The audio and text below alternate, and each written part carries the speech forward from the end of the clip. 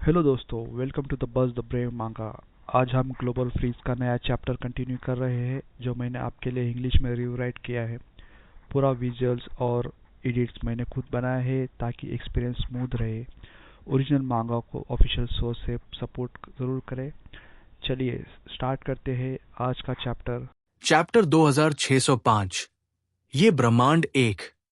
लिंग ने झांग यी को चेतावनी दी कि वो ईथर की दुनिया में बहुत बार प्रवेश न करे। कहीं ऐसा न हो कि वो ईथर का हिस्सा बन जाए और भौतिक दुनिया में लौटने में असमर्थ हो जाए। झांग यी ने अपनी कनपटी रगड़ी। उनके चेहरे पर एक हल्की मुस्कान थी। इससे पहले कि मैं आत्मसात असिमिलेट हो जाऊं, मेरे पास कुछ प्रश्न हैं जो मैं पूछना चाहता हूं, और मुझे लगता है कि यहां आने से मुझे आंतरिक शांति मिलेगी और खुद को उन्नत करने का अवसर मिलेगा। लिंग अचानक मुस्कुराई। तुमने समस्या की जड़ ढूंढ ली है। हालांकि भौतिक दुनिया के जीवन के लिए ईथर एक खतरनाक जगह है, लेकिन रूपांतरण ट्रांसफॉर्मेशन को पूरा करने के लिए ये एक आवश्यक कदम है। ओमेगा ओमेगा तक पहुंचने का यही एकमात्र रास्ता है। जब आप दुनिया की दरारों को देखते हैं और अपने स्वयं के अस्तित्व की निरर्थकता को महसूस करते हैं, तब भी आप इस काल्पनिक दुनिया को प्यार करना चुनते हैं। झांग यी ने कंधे उचकाए और कहा, मैं बस अपने प्रति सच्चा रहना चाहता हूं। मैं अभी किसी और चीज के बारे में सोचने के लिए बहुत आलसी हूं। वैसे मैं थोड़ी मुसीबत में पड़ गया हूं। मैं अपने कौशल में एक ठहराव प्लेटो पर पहुंच गया हूं। क्या तुम मुझे बता सकती हो कि उन्हें कैसे सुधारा जाए? झांग यी ने वो सवाल उठाया जो उसके मन में था। तुमने समय के क्षेत्र में अपनी क्षमताओं को बहुत अच्छी तरह से विकसित किया है और उन्हें रोके जाने के बारे में चिंता करने की कोई आवश्यकता नहीं है। वो चौथे आयाम की एक दिव्य तकनीक है। सिलिकॉन आधारित रचनाएं इसके कारण संबंधी पलटाव कॉजल रिबाउंड का सामना नहीं कर सकती। झांग यी ने सिर हिलाया। वास्तव में वे सशस्त्र युद्ध कन्याएं आर्म्ड बैटल मेडन्स स्थान स्पेस को हिला सकती थी, लेकिन वे उन्हें भविष्य देखने से नहीं रोक सकती थी। मुझे लगता है कि मेरे पास अंतरिक्ष स्पेस के क्षेत्र में विकास की अपार संभावनाएं हैं, लेकिन मुझे नहीं पता कि इसे वास्तव में कैसे करना है। तुम्हें समझना चाहिए कि एक बार जब किसी को अपने कंफर्ट जोन में रहने की आदत हो जाती है तो बदलना बहुत मुश्किल होता है। झांग यी ने अपनी सबसे बड़ी समस्या बताई, लेकिन जैसे जैसे मैं मजबूत होता गया, मेरे सामने आने वाले विरोधी भी मजबूत होते गए और मेरी क्षमताएं अब उतनी उपयोगी नहीं रही जितनी पहले हुआ करती थी। ये कुछ ऐसा है जो मुझे बहुत चिंतित करता है। क्या तुम मुझे बता सकती हो कि समस्या क्या है? लिंग ने झांग यी की ओर देखा और हल्के फुल्के अंदाज में उसकी कमियों को बताया। तुमने पहले जो किया वह रेत के कणों से मीनार बनाने जैसा था। ये एक अभेद्य रक्षा जैसा लग रहा था, लेकिन वास्तव में ये खामियों से भरा था और तुम्हारे द्वारा उपयोग किए गए तरीके बेहद अनाड़ी क्लमजी थे। क्या तुमने कभी इसके बारे में सोचा है? तुम्हारा निजी स्थान पर्सनल स्पेस वास्तव में क्या है? एक वाक्य ने झांग यी को लंबी चुप्पी में डाल दिया। उसका स्थान वास्तव में क्या है, वो वास्तव में नहीं जानता था। वो केवल इतना जानता था कि अपनी क्षमता जागृत होने के बाद इसका अस्तित्व आया। ये एक विशाल शून्य था जहां कुछ भी मौजूद नहीं था, और यहां तक कि समय का प्रवाह भी बाहरी दुनिया से पूरी तरह अलग था। अतीत में वो इसके बारे में जिज्ञासु था, लेकिन जब तक क्षमता उपयोगी थी उसे उन चीजों की परवाह नहीं थी। आखिरकार इस दुनिया में बहुत सारी अजीब और अद्भुत चीजें हैं। हालांकि लिंग के शब्दों ने उसे एक बात का एहसास कराया। यदि वो उच्च स्तर तक पहुंचना चाहता है तो उसे चीजों के सार एसेंस को समझना होगा। लिंग ने आगे कहा, तुम्हें खुद को उच्च दृष्टिकोण से मापना सीखना होगा। अपने स्वयं के अस्तित्व और अपनी क्षमताओं के स्रोत को समझना होगा। ज्ञान को एकीकृत करने के लिए, इसे अन्य स्थितियों में लागू करने के लिए, और न केवल ये समझने के लिए कि ये क्या है, बल्कि ये भी कि ये ऐसा क्यों है। केवल इसी तरह से तुम वास्तव में अपनी शक्ति में महारत हासिल कर सकते हो। जहां तक प्रश्न के उत्तर का सवाल है, केवल तुम ही इसे जानते हो और केवल तुम ही इसे पा सकते हो। झांग यी चुप रहे, लिंग के शब्दों के पीछे के अर्थ पर विचार करते रहें। उसकी क्षमता वास्तव में क्या है? दूसरे आयाम का सार क्या है? क्या ये पूरे ब्रह्मांड में एक स्थानिक मोड़, स्पेशल फोल्ड है, या एक आयामी दरार, डायमेंशनल रिफ्ट? नहीं, इनमें से कोई भी सच नहीं है। स्थान का मुड़ना अनिवार्य रूप से एक स्थान की विकृति है जो इसे भीतर छिपा देती है। हालांकि यह भौतिक दुनिया में समय के प्रवाह को प्रभावित नहीं कर सकता है। चाहे वो स्वर्गीय महल, सेलेस्टियल पैलेस हो, मंगल की आंतरिक दुनिया हो या ड्रैगन किंगडम, समय कभी नहीं बदला। झांग यी ने अपने विचारों को ऊपर उठाया, धीरे धीरे खुद को नीचे देखा और खुद की जांच की। वो अपने बारे में हर चीज का विश्लेषण ऐसे कर रहा था मानो वो किसी रोबोट को देख रहा हो। ईथर का महासागर एक असीम रात्रिकालीन ज्वार की तरह है जिसमें बिना बत्ती के दिए तैर रहे हैं। प्रत्येक प्रकाश एक सभ्यता की लालसा का अवशेष है, अत्यंत हल्का और अत्यंत चमकीला। फिर भी उनका आपसी आकर्षण इतना कमजोर है कि लगभग न के बराबर है। उसकी आत्मा ईथर के महासागर में भटक रही थी, दुनिया में खोई हुई, स्वयं पर विचार कर रही थी।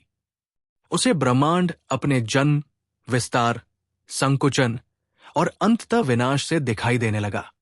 उसने अपने पिछले अनुभवों से जीवन के उतार चढ़ाव की अंतर्दृष्टि भी प्राप्त की।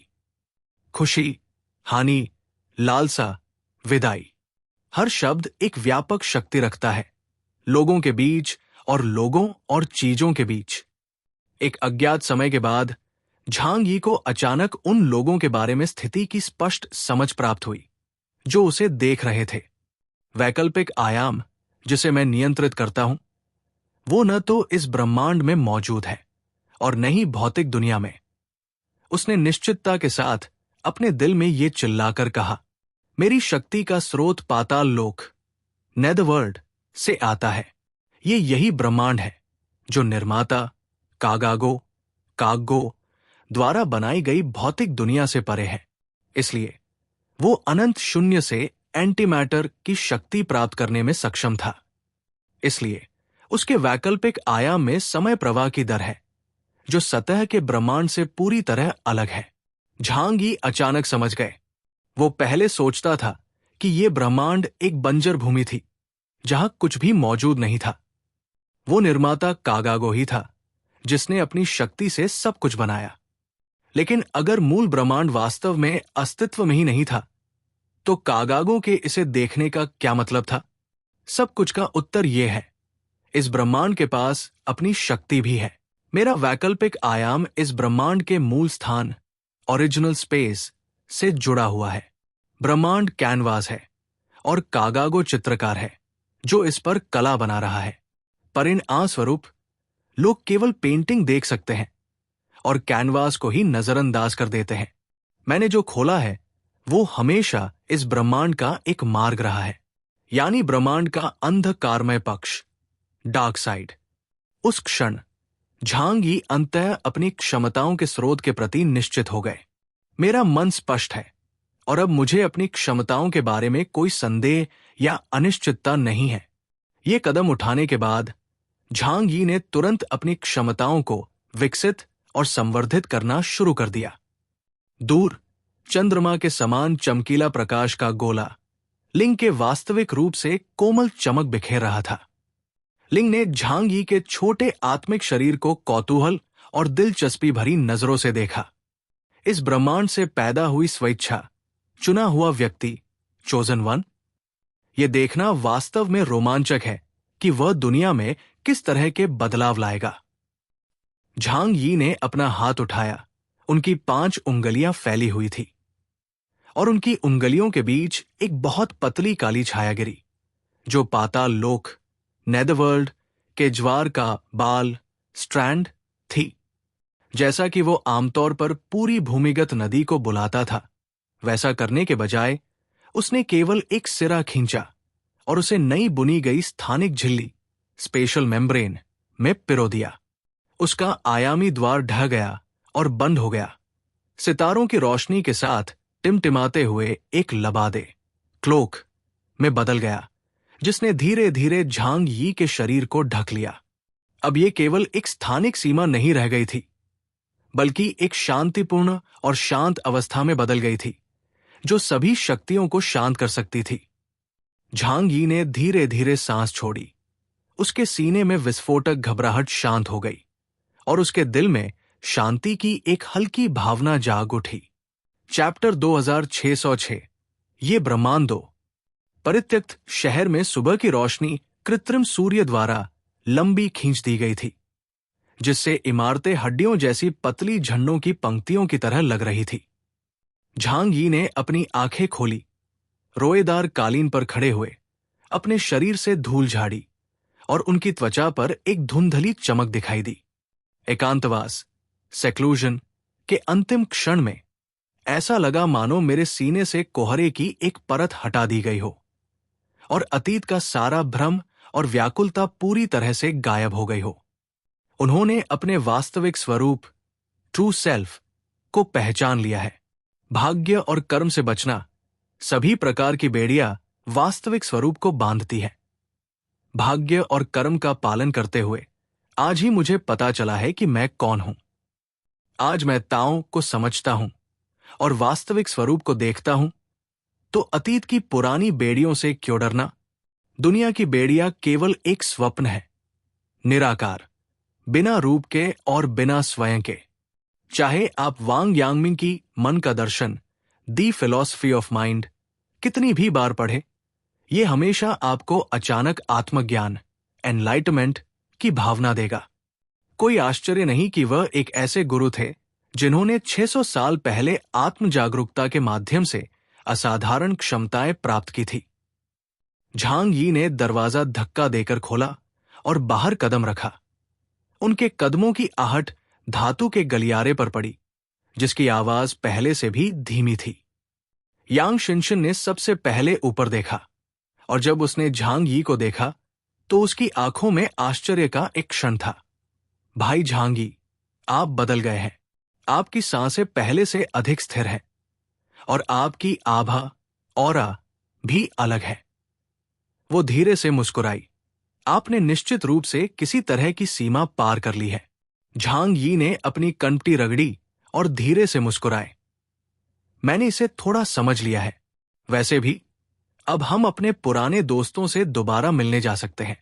एक पुराना दोस्त, फैटी शू, जो पोषण कंस्तर, न्यूट्रिशन कैनिस्टर पकड़े हुए खा रहा था, तुरंत पास आया और पूछा, आपका मतलब उन बख्तरबंद, सजीव, खांसी, सशस्त्र युद्ध कन्याओं, आर्म्ड बैटल मेडन्स से है? ठीक है। झांग यी ने सिर हिलाया।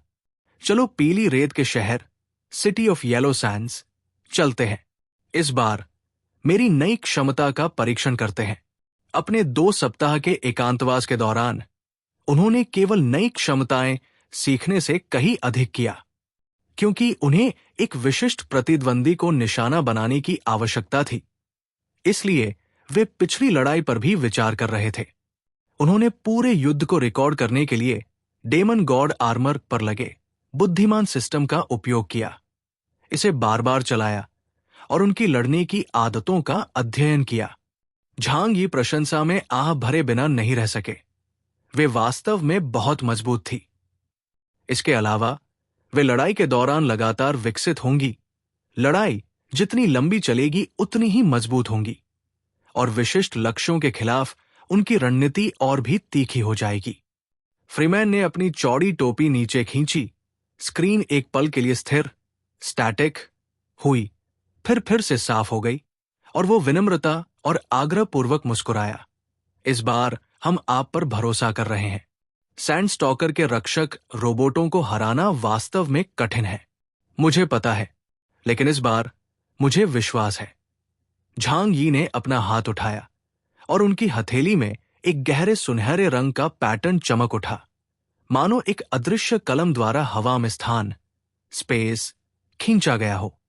आयामी द्वार चुपचाप खुला और झांग यी अंदर चले गए, उनके पीछे पीछे बाकी सभी लोग। इसके तुरंत बाद पूरा समूह रेत के तूफान को पार कर पीली रेत के शहर के बाहरी इलाके में उतरा। आसमान वही सफेद बना रहा जो कृत्रिम सूर्य द्वारा चपटा कर दिया गया था, जिसमें रेत और स्टील क्षितिज पर एक कुंद चमकती हुई ब्लेड की रूपरेखा बना रहे थे।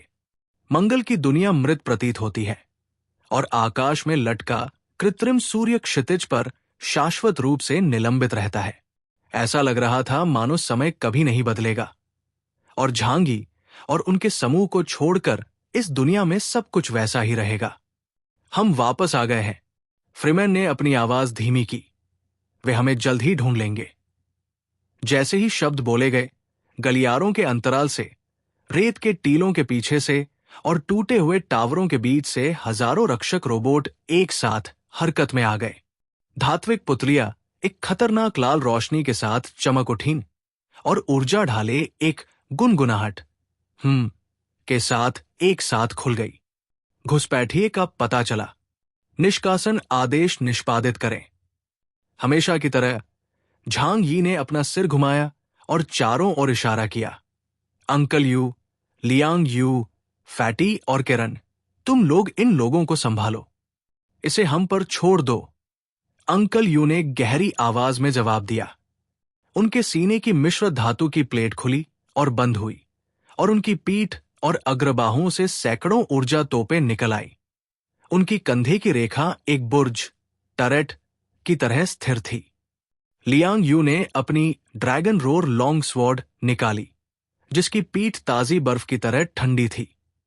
वो मुस्कुराई और कहा, मुझे वास्तव में इस तरह की कठोर स्टील की हड्डी पसंद है। ये काटने के लिए एकदम सही है। फैटी शू ने अपने पेय का एक घूंट भरा, एक धुंधली सांस छोड़ी और उसकी हथेलियां जल्दी से बर्फीली हो गई। स्थिति का नियंत्रण मुझ पर छोड़ दो। वे झांग यी के लिए रास्ता साफ करने के लिए प्रत्येक युद्ध रेखा की ओर बढ़े, जिससे सैंडस्लेयर के रक्षक रोबोटों में से कोई भी उनकी प्रगति में हस्तक्षेप न कर सके। लू केरन के पीछे से यांत्रिक उड़ने वाले कोवे एक काली लहर की तरह उठे, जो शहर के बाहरी किनारे पर काले बादलों की तरह दब गए। धातु और पाले की एक सिम्फनी, ब्लेड और लेजर का टकराव शहर के ऊपर चमकदार बिंदुओं की एक घनी श्रृंखला में विस्फोटित हो गया। झांग यी पीछे नहीं मुड़े। उन्होंने उस प्लाजा में कदम रखा जहां कभी उनकी वॉर मेडन से झड़प हुई थी। उनके पैर की उंगलियों ने हल्के से रेत को छुआ, जिससे बमुश्किल सुनाई देने वाली आवाज हुई। वे रुके और चारों ओर देखा। अब प्रकट होने का समय आ गया है। वे मुस्कुराए और धीरे से बोले। एक क्षण बाद ऊंची इमारत की परछाइयों से प्रकाश की तरह किरणें एक साथ निकली। वे 13 सशस्त्र युद्ध कन्याएं थी। उनके कवच के हिस्से फूलों की पंखुड़ियों की तरह एक साथ जुड़े हुए थे। उनकी आंखें पतली लाल रेखाओं से चिह्नित थी और उनकी पीठ विकृत होने वाले पंख पैनलों, डिफॉर्मेबल विंग पैनल्स के साथ मुड़ी हुई थी। उनके उतरने के बिंदु एक पंक्ति में व्यवस्थित थे, जैसे हवा में चुपचाप झूलते हुए नरकट, रीड्स की एक कतार हो। प्रत्येक सशस्त्र युद्ध कन्या ने झांग यी को केवल एक ठंडी नजर से देखा। घुसपैठिया लॉक किया गया। लेवल 2 अवरोधन, इंटरसेप्शन निष्पादित करें, मिटा दे। बीदो ने झांग यी को खत्म करने का आदेश जारी किया। उनकी आवाजें एकीकृत और शांत थी। अगले ही सेकंड 13 छाती गुहाओं, चेस्ट कैविटीज में से प्रत्येक में एक साथ एक ऊर्जा पल्स जल उठी और हवा को एक अदृश्य हाथ से निचोड़ा गया। बस चाप के आकार की शॉकवेव ने झांग यी को घेर लिया और स्पेस में प्रकाश और छाया को मुड़ते और ढेर होते देखा जा सकता था। स्थानिक दोलन तरंग, स्पेशल ऑसिलेशन वेव। सैंडस्टॉकर सभ्यता का उन्नत यांत्रिक जीवन रूप एक ऐसी जवाबी कार्रवाई का उपयोग करता है जो विशेष रूप से अंतरिक्ष आधारित एलियंस का मुकाबला करने के लिए डिजाइन की गई है। चौक की सतह एक फटी हुई फिल्म की तरह लग रही थी, जिसके किनारों पर धूसर सफेद झुर्रियों का एक घेरा था। पिछली बार इस चाल ने सेनुलुओ वानक्स्यान, सेनल्यूओ वैंगस्यांग की सुरक्षा को हिला दिया था, उन्हें बार बार कमजोर किया था, जब तक कि झांग यी की हथेलियों में पसीना नहीं आ गया। इस बार हालांकि झांग यी नहीं हिचकिचाए। उनकी आंखें अविश्वसनीय रूप से शांत थी, लेकिन उनका स्थिर खड़े रहने और मार खाने का कोई इरादा नहीं था। इसके बजाय उन्होंने पहल, इनिशिएटिव करना चुना। उनके पैरों की अचानक हरकत के साथ हवा थोड़ी काली पड़ गई और वे उस जगह से गायब हो गए। अगले ही क्षण उनका हाथ पहले से ही एक युद्ध कन्या के माथे के कवच पर था। यह बिना किसी चेतावनी के किया गया आगमन था। अंतरिक्ष यात्रा में भी द्वार खोलने से लेकर गुजरने तक 0.01 सेकंड की प्रक्रिया शामिल होती है। हालांकि इस बार यह बिना किसी चेतावनी के एक पूर्ण टेलीपोर्टेशन था, जिससे प्रतिद्वंद्वी पूरी तरह से असुरक्षित रह गया। वे चुपचाप सशस्त्र युद्ध कन्या के सामने प्रकट हुए। युद्ध कन्या ने अत्यंत तेजी से प्रतिक्रिया दी। झांग यी के उसके सामने आने के क्षण में, इससे पहले कि वो आश्चर्यचकित भी हो पाती, उसकी पीठ पर पंख पैनल पहले ही तेजी से ऊपर उठ चुके थे और उसके कंधों पर भारी कवच खुल गया, जिससे कंधे की तोपें दिखाई देने लगी। लेकिन अब बहुत देर हो चुकी थी। झांग यी ने अपनी उंगलियां भींच ली। उनकी हथेली एक अदृश्य दरवाजे की तरह खुल गई और सीधे उसके सिर पर दबाया, उतनी ही कोमलता से जैसे किसी प्रेमी का स्पर्श हो। वॉकिरी के हेलमेट के किनारे पर एक पतली काली लहर दिखाई दी, क्योंकि झांग यी ने उसे जबरदस्ती अपने शरीर की ओर खींचा। एक चौंकाने वाला दृश्य सामने आया। उसका शरीर ऐसा लग रहा था मानो निगला जा रहा हो। झांग यी के शरीर में तेजी से विलीन, मर्जिंग हो रहा हो। उसे ऐसा महसूस हुआ जैसे उसे पानी की एक अदृश्य परत में निगल लिया गया हो। स्टोरीज एंजॉय करते हैं तो वीडियो को लाइक करें और बस द ब्रेव मांगा को सब्सक्राइब करना मत भूलिए। मिलते हैं नेक्स्ट चैप्टर में। Thank you.